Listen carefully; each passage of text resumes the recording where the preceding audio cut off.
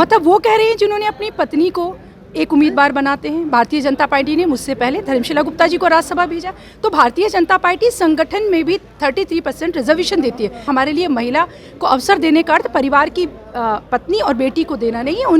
उनका जो महिला आरक्षण है वो आदरणीय राबड़ी देवी जी से वो चयन शुरू होती है, और मुझे लगता है कि रोहिणी जी से लेकर अंतिम तक वो हरियाणा तक भी पहुंच सकती है और विदेश तक भी पहुंच सकती है। जो लालू जी जिनके पास कुछ भी नहीं था, उन्होंने उस लालू गरीब परिवार का इतना ध्यान रखा कि वो आज हजारों करोड़ के मालिक बन गए। 3 तलाक के नरक से बहनों को मुक्ति दिलाते हैं, तो गरीब का ध्यान कौन रख रहा है? जिसके हृदय में अंत्योदय हो, जिसके हृदय में ममता हो और जो जननायक हो। देखिए, आज आखिरी तिथि था एमएलसी नामांकन करने का और तमाम प्रत्याशी आज नामांकन कर चुके हैं। हमारे साथ बात करने के लिए अनामिका सिंह पटेल जी हैं, नामांकन करके बाहर निकले हैं। कितनी खुशी हो रही है जब नाम की घोषणा हुई और आज नामांकन करने के निकले उसके बाद? निसंदेह मनुष्य का स्वभाव होता है कि जब उसकी कर्मठता और उसकी मेहनत को एक सम्मान दिया जाता है, उसको पुरस्कृत किया जाता है, तो उसके हृदय को बहुत प्रसन्नता होती है। परंतु भारतीय जनता पार्टी का कार्यकर्ता होने के नाते मेरी ये प्रसन्नता और विषय को लेकर भी है। उन बिहार की, इस देश की एक नारी को ये सम्मान दिया है भारतीय जनता पार्टी ने। उन्होंने बताया कि हमारी जो परंपरा है वो सनातन की परंपरा है, जिसमें हम नारियों का सम्मान करते हैं। तो मेरी खुशी एक भारतीय जनता पार्टी के कार्यकर्ता के तौर पर और एक महिला के तौर पर है, निसंदेह।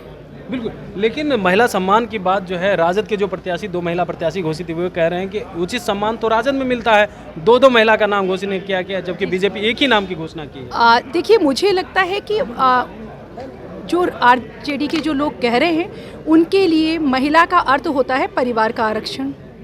मतलब वो कह रहे हैं जिन्होंने अपनी पत्नी को एक उम्मीदवार बनाते हैं। भारतीय जनता पार्टी ने मुझसे पहले धर्मशिला गुप्ता जी को राज्यसभा भेजा, तो भारतीय जनता पार्टी संगठन में भी 33% रिजर्वेशन देती है। भारतीय जनता पार्टी की कथनी और करनी में फ़र्क नहीं है, और हमारे लिए महिला को अवसर देने का अर्थ परिवार की पत्नी और बेटी को देना नहीं है। उनका जो महिला आरक्षण है वो आदरणीय राबड़ी देवी जी से वो चयन शुरू होती है, और मुझे लगता है कि रोहिणी जी से लेकर अंतिम तक वो हरियाणा तक भी पहुँच सकती है और विदेश तक भी पहुँच सकती है। गरीबों का अगर कोई ख्याल रख सकता है तो वो लोग कह रहे हैं कि राजद के लोग ही रख सकते हैं, शोषित वंचित का ख्याल भी वही लोग रख रहे हैं, बीजेपी वाले तो सिर्फ शोषण कर रहे हैं। जी बिल्कुल, निसंदेह वो बिल्कुल सही कह रहे हैं।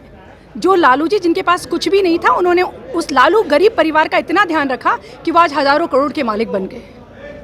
और आदरणीय नरेंद्र मोदी जी ने अंत्योदय के उस भाव को जीते हुए, दीनदयाल जी के पंक्ति के अंत में खड़े हुए व्यक्ति का उदय करते हुए उन्होंने उज्ज्वला लाई। उज्ज्वला बनाते समय उन्होंने नहीं देखा कि वो परिवार के किसी व्यक्ति को दे रहे हैं या जाति विशेष के व्यक्ति को दे रहे हैं। शौचालय वो लेकर आते हैं, 3 तलाक के नरक से बहनों को मुक्ति दिलाते हैं, तो गरीब का ध्यान कौन रख रहा है? जिसके हृदय में अंत्योदय हो, जिसके हृदय में ममता हो और जो जननायक हो। उर्मिला ठाकुर भी उम्मीदवार बने हैं, वो कह रहे हैं अब जो है अति पिछड़ा वोट बैंक सीधे राजद की तरफ जाएगा, क्योंकि अब तो हम लोग कर्पूरी के वंशज हैं, और वहाँ से जिस तरीक़ा से हमें प्रत्याशी बनाया गया, अब साफ तौर पे जनता भी समझ चुकी है और बदलाव भी चाह रही है। मुझे लगता है कि श्रद्धेय कपूर जी की आत्मा रोती होगी जब इन लोगों के मुँह से वो अपना नाम सुनते होंगे।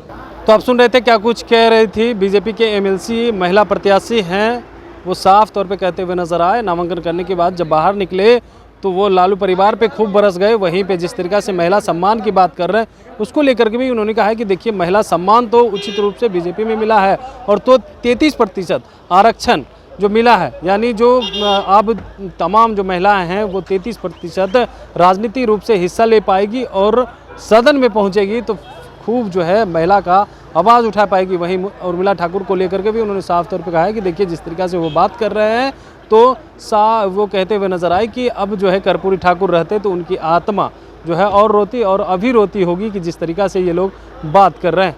कमलेश कुमार, लाइव बिहार, पटना। YouTube पर सब्सक्राइब और Facebook पर लाइक ज़रूर करें।